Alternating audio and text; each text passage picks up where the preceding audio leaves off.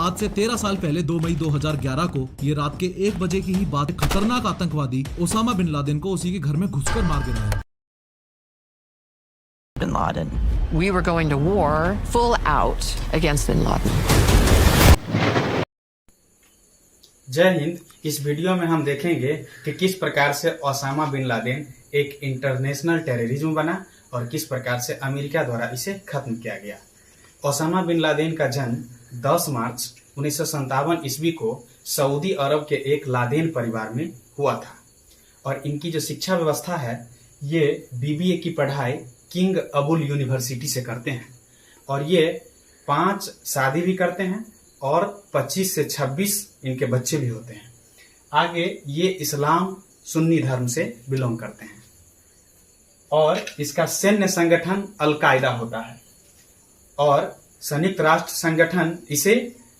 Al Qaeda को आतंकवादी संगठन करार देता है, जिसके कारण सऊदी अरब के सरकार इसकी नागरिकता रद्द कर देते हैं और अपने कंट्री से इसको भगा देते हैं, जिसके कारण इसको सूडान में दाखिला लेना पड़ता है।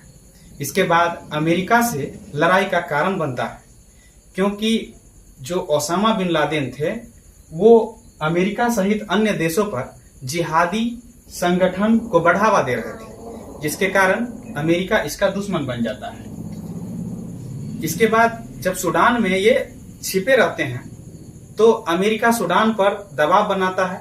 उन सरकारों के ऊपर दबाव बनाता है, जिसके कारण वो वहां उस कंट्री को छोड़ करके वो अफगानिस्तान के पहाड़ों में जाकर के बसते हैं और इसके साथ इसकी दूसरी पत्नी खदीजा शरीफ होती है। लेकिन वहां के हालात खराब, यानी सोवियत संघ से युद्ध झेलना पड़ता है। इसके अलावे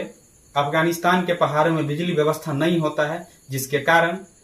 खदीजा शरीफ उनको तलाक दे करके अपने देश सऊदी अरब वापस आ जाता है, जिसके कारण इसको पर्सनल लाइफ में मानसिक और परिवार छूटने की जिम्मेदार अमेरिका को ठहराता है और मानसिक क्षति होता है, जिसके कारण ये अब बदला लेने का अमेरिका से ठान लेता है। अब अल-कायदा संगठन के 19 टीम जो है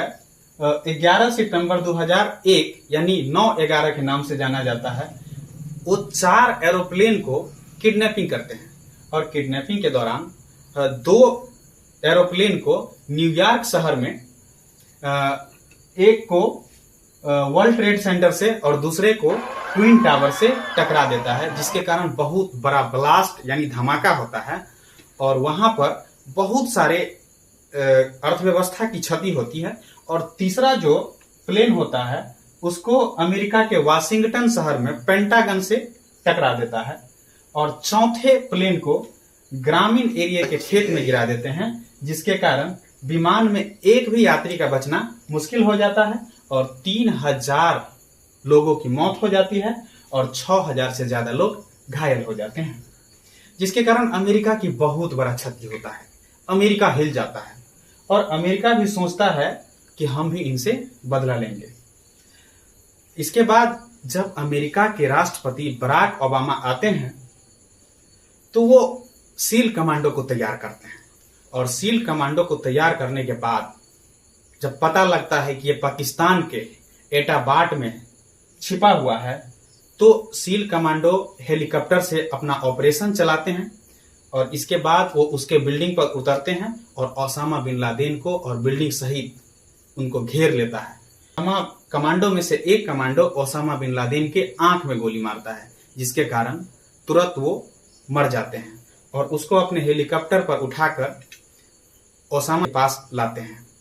और इंटरनेशनल कंट्री से पूछता है कि ये पाकिस्तान, सऊदी अरब और अफगानिस्तान कोई भी इस लाश को लेना चाहता है तो सभी देश मना कर देता है। इसके बाद मरने के 24 घंटे के बाद इसको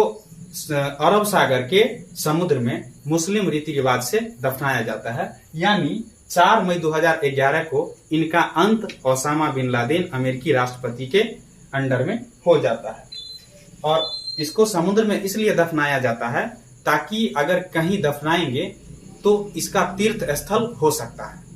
तो धन्यवाद, हम नेक्स्ट वीडियो में मिलेंगे।